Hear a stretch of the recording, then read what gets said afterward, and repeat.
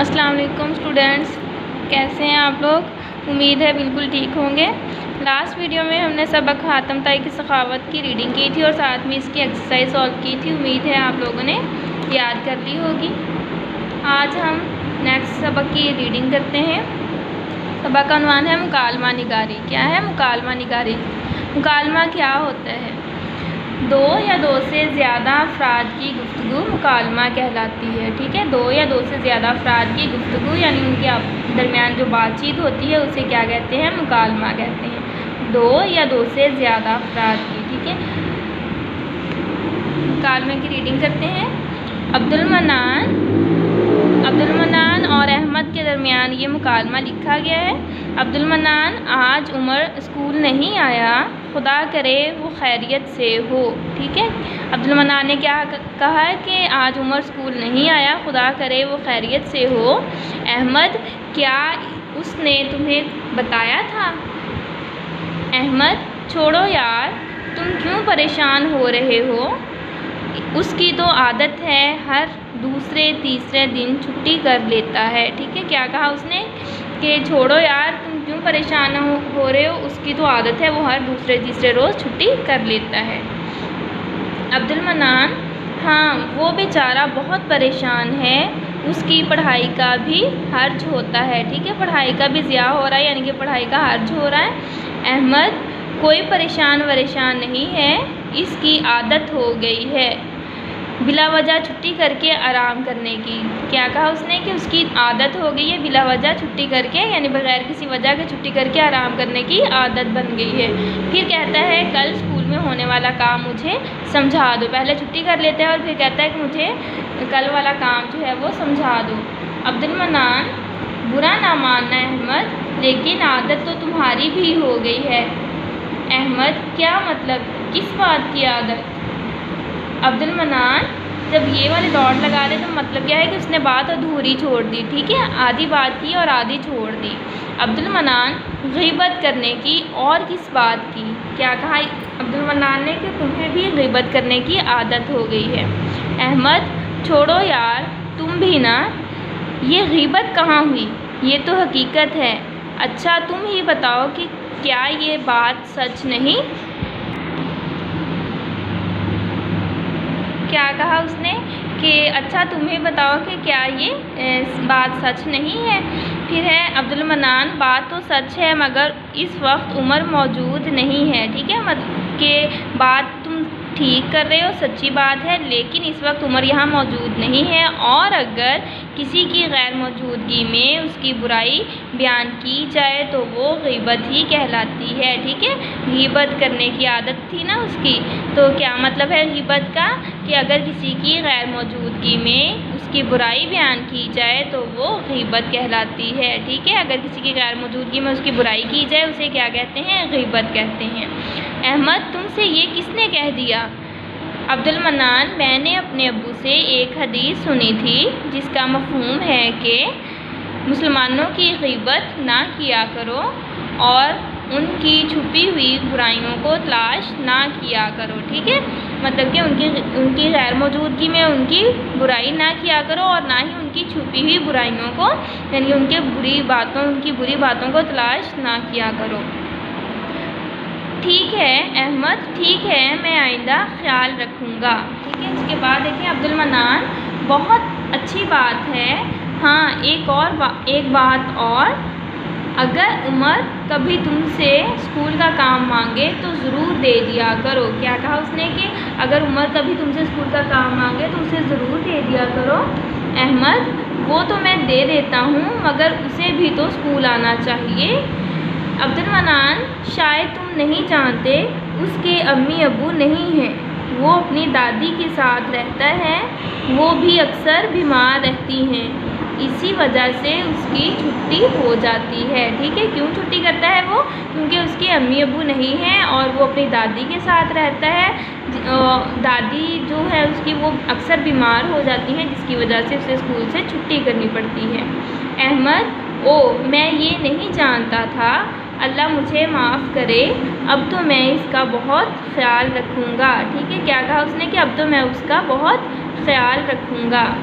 Abdul mannan, مجھے تمہاری بات سن کر بہت خوشی ہوئی کہ تمہارے دل میں دوسروں کے لیے ہمدردی اور خلوص موجود ہے۔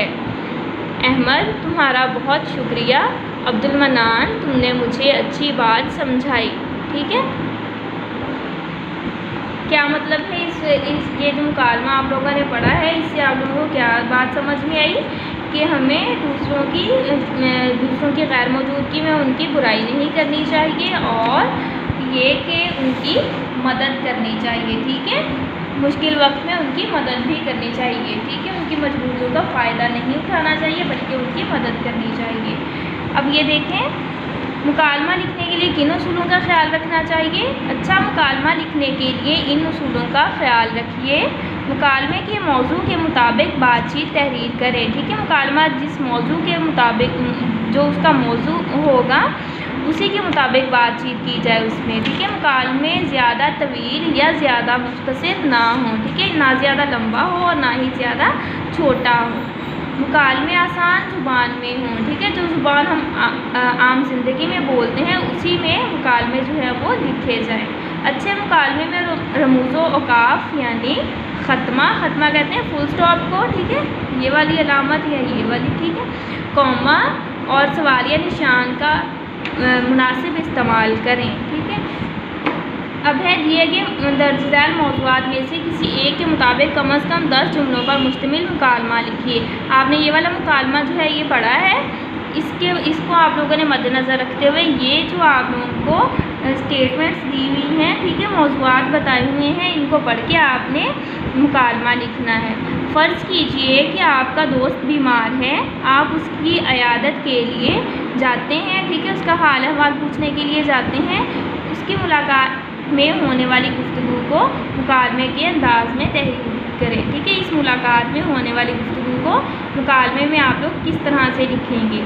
پھر ابو آپ کے لیے نئی سائیکل نئی گڑیا لائے ہیں، یعنی ابو آپ کے لیے نئی سائیکل یا پھر نئی گڑیا لائے جسے دیکھ کر آپ بہت خوش ہوئے یا خوش ہوئی، آپ ابو کا شکریہ ادا کر رہے ہیں یا رہی ہیں، اس پر مکالمہ لکھنا ہے۔ ٹھیک ہے، پھر ہے آپ کی جماعت میں کوئی نیا طالب علم آیا ہے، اسے اپنے بارے میں بتانے اور اس کے بارے میں جاننے کے حوالے سے ہونے والی گفتگو کو مکالمے کی صورت میں تحریر کریں۔ ٹھیک ہے، آپ نے ان موضوعات میں سے کسی ایک پر مکالمہ لکھنا ہے۔ ٹھیک ہے، اپنی رف کاپیز پر آپ لوگ لکھیں اور اس کے بعد اس کو آپ لوگ اپنی نوٹس کاپیز پر بھی لکھیں۔ ٹھیک ہے، نیکسٹ دیکھیں، سبق کی ریڈنگ کے ساتھ آپ نے ایک سٹوری بھی یاد کرنی ہے، کہانی۔ ٹھیک ہے، کہانی کا عنوان کیا ہے؟ کسان اور اس کے بیٹے۔ کیا عنوان ہے؟ کسان اور اس کے بیٹے۔ ایک کسان کے 3 بیٹے تھے۔ کتنے بیٹے تھے؟ 3۔ ایک کسان کے 3 بیٹے تھے جو ہر وقت لڑتے رہتے تھے اور اپنے باپ کے بار بار منع کرنے پر بھی باز نہ آتے تھے۔ ٹھیک ہے، مطلب اپنے باپ کے بار بار روکنے کے باوجود بھی وہ لڑتے رہتے تھے۔ آخرکار ایک دن باپ نے اپنے بیٹوں کو اپنے پاس بلایا اور انہیں لکڑیاں ایک ایک کر کے توڑنے کا کہا۔ ٹھیک ہے، انہیں لکڑیاں دیں اور کہا کہ ایک ایک کر کے انہیں توڑ دو، تو انہوں نے آسانی سے لکڑیاں توڑ ڈالی۔ ٹھیک ہے، ایک ایک لکڑی توڑنے کے لیے دی تو انہوں نے وہ لکڑیاں آسانی سے توڑ دیں۔ پھر انہیں لکڑیوں کے ایک گٹھے کو توڑنے کا کہا۔ ٹھیک ہے، اس کے بعد کسان نے ان لکڑیوں کو ایک جگہ باندھ دیا اور اس کا ایک گٹھا بنا دیا اور پھر کہا کہ اس گٹھے کو باری باری توڑو، تو وہ نہ توڑ سکے۔ ٹھیک ہے، اس گٹھے کو وہ نہ توڑ سکے۔ پھر کسان نے انہیں سمجھایا اور نصیحت کی کہ اگر تم ایک دوسرے سے نااتفاقی کرتے رہو گے، یعنی ایک دوسرے کے ساتھ نااتفاقی سے رہو گے تو تمہارا حال بکھری ہوئی لکڑیوں کی طرح ہوگا۔ جیسے لکڑیوں کو ہر کوئی آسانی سے توڑ سکتا ہے، اسی طرح ہر کوئی تم لوگوں کو بھی آسانی سے نقصان پہنچا سکتا ہے۔ اگر تم آپس میں اتفاق سے رہو گے، یعنی آپس میں مل جل کر رہو گے، تو گٹھے میں بندھی لکڑیوں کی طرح مضبوط ہو جاؤ گے۔ ٹھیک ہے، اگر اتفاق سے رہو گے یعنی ایک دوسرے کے ساتھ مل کر رہو گے تو جس طرح گٹھے میں لکڑیاں بندھی ہوئی ہوتی ہیں اور مضبوط ہو جاتی ہیں، اسی طرح تم لوگ بھی اگر مل کر رہو گے تو آپس میں مضبوط ہو جاؤ گے اور کوئی بھی تمہیں نقصان نہیں پہنچا سکے گا اور کوئی دشمن تمہیں نقصان نہیں پہنچا سکے گا۔ نتیجہ کیا ہے اس کہانی کا کہ اتفاق میں برکت ہے۔ کیا ہے؟ اتفاق میں برکت ہے۔ ٹھیک ہے، آپ لوگوں نے یہ کہانی بھی ساتھ یاد کرنی ہے اور ساتھ میں آپ نے اپنی نیٹ کاپی پر نوٹس کاپیز پر لکھنی بھی ہے۔ اللہ حافظ۔